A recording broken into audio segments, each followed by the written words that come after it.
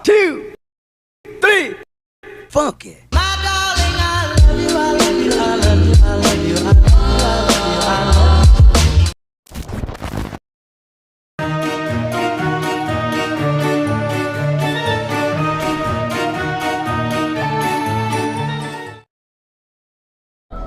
Yes, jika kalian ke pulau ini, kalian tidak akan kembali lagi. Namanya North Sentinel Island.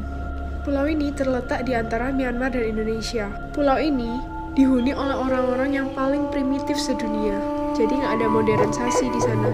Kenapa aku bilang di pulau ini jika kalian ke sana nggak akan kembali lagi? Seperti ini gambarannya, kalian akan disambut oleh orang-orang ini jika sampai ke sana. Dan mereka sudah bawa panah, sudah bawa tombak.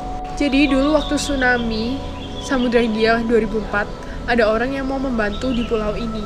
Para relawan tersebut mau bantu dari memberikan sembako, mencari korban-korban yang hilang. Tapi, kalian tahu apa yang terjadi? Helikopter para relawan itu disambut dengan anak panah dan tombak. Jadi, terpaksa si relawan tersebut kembali lagi ke India karena mereka dekat dengan India. Jadi, benar-benar mereka menolak orang asing masuk ke pulau mereka. Aku akan ceritakan pengalaman dia. Ini di pulaunya North Sentinel Island. Dia dinyatakan udah. Guys, kan udah pernah dengar kisah Siti Nurbaya kan? Nah, di Gunung Padang ada sebuah makam yang dipercaya sebagai makam Siti Nurbaya.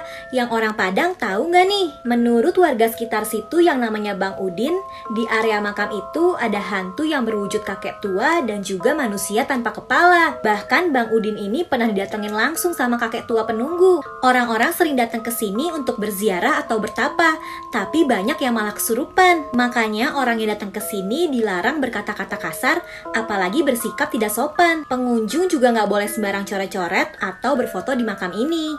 Ada sebuah negara besar yang penjaranya itu kosong. Hayo coba tebak ada di mana? Yes, berbanding terbalik banget sama penjara yang ada di Indonesia. Bahkan satu sel penjara ini diisi sampai beberapa orang ini. Yap, kalian bener banget kalau jawabannya Belanda. Jadi Belanda itu penjahatnya sedikit banget. Bahkan di Belanda itu impor penjahat loh kalau kalian tahu. Jadi dari negara-negara lain yang sekitarnya itu kalau misal ada penjahat atau penjaranya penuh, jadi mereka kirimlah ke Belanda yang mana penjaranya itu masih kosong. Nah, kalau di Indonesia kan tokonya tutup karena bangkrut atau tokonya tutup karena tidak ada pembelinya. Nah, kalau di Belanda nih, penjara di Belanda terpaksa tutup karena kekurangan penjahat. Bahkan sampai pada akhirnya mereka mengubah penjara itu karena udah tidak laku lagi, mereka gantilah menjadi hotel-hotel ini nih. Jadi mereka mengubah sel-sel penjaranya itu layaknya hotel yang bintang 5 kayak gini nih. Ini loh bentuk dari kamar narapidananya dulu. Seorang pria tidak sengaja menemukan bangkai mobil dan mayat di dalamnya dari Google Maps. Setelah dicek sama polisi, ternyata betulan aja di dalamnya itu masih ada mayat yang masih menggunakan seatbelt di dalamnya. Dan setelah dicari tahu dari website orang hilang, ternyata mobil ini tuh milik William Moult yang sudah hilang dari tahun 1997. Di tahun yang sama, perumahan yang ada danaunya ini itu masih under construction, jadi nggak ada apa-apa di situ. Jadi berkat Google Map dan pria yang tadi itu, kasus orang hilang ini terpecahkan. Tanjakan di Garut ini dinamakan tanjakan pengantin. Soalnya banyak banget pengantin atau rombongan keluarga pengantin yang kecelakaan saat melewati jalan ini. Awalnya tanjakan ini namanya Tanjakan Halimun, tapi sekarang lebih populer disebut tanjakan pengantin. Menurut warga sekitar, udah banyak banget kecelakaan di tanjakan ini. Yang paling populer kejadiannya terjadi di tahun 2013. Jadi ada rombongan pengantin yang kecelakaan di situ. Belasan meninggal dan beberapa luka-luka. Gak cuma itu, banyak juga kecelakaan lainnya yang korbannya rata-rata pengantin. Mitosnya ada hantu wanita cantik yang akan mengganggu konsentrasi supir yang melewati jalan itu.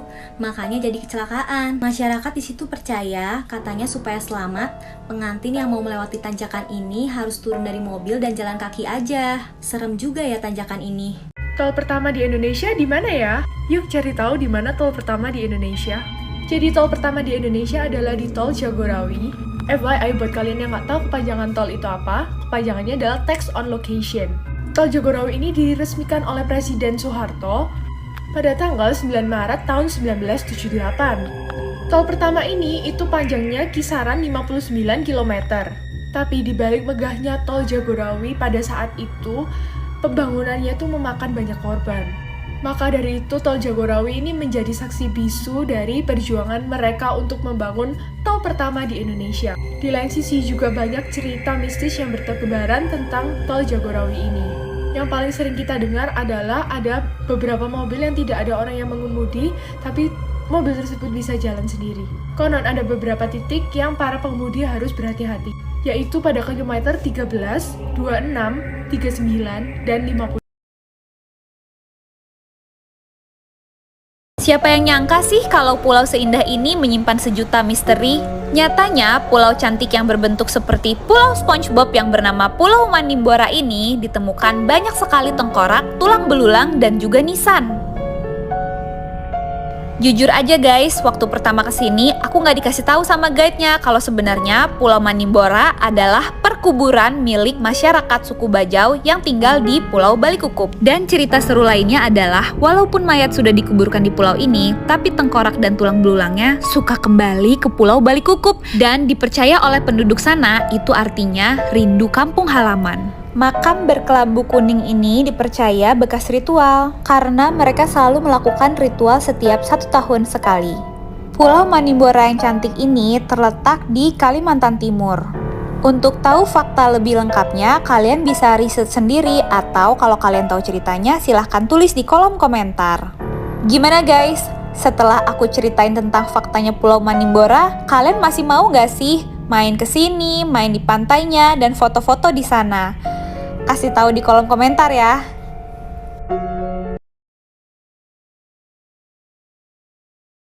Ini itu Natasha Ryan, seorang gadis kecil yang menghilang pada tanggal 31 Agustus tahun 1998. Banyak orang mengira bahwa Natasha ini adalah korban dari Rockhampton rapist bernama Leonard Fraser yang saat itu adalah seorang serial killer juga. Tapi yang mengejutkan, 5 tahun kemudian Natasha ini bersaksi di persidangan Leonard Fraser dan mengatakan bahwa dia itu masih hidup dan baik-baik saja. Cerita ini bermula pada tanggal 31 Agustus tahun 98 ketika Natasha ini di-drop di sekolah oleh kedua orang tuanya. Dan ketika sampai malam hari Natasha ini nggak pulang, orang tuanya itu mulai panik dan berpikir yang enggak. Kedua orang tuanya ini berpikir, oh mungkin Natasha lagi kabur, karena pada bulan Juli tahun 98 Natasha ini juga pernah kabur bersama pacarnya yang bernama Scott Black. Sebagai seorang gadis kecil, Natasha ini cukup bermasalah. Dia itu pernah mencoba narkoba, bahkan dia itu pernah self-harm, dan bahkan dia juga pernah kabur dari rumah. Ini Scott Black, pacarnya Natasha yang pada saat itu berusia 18 tahun.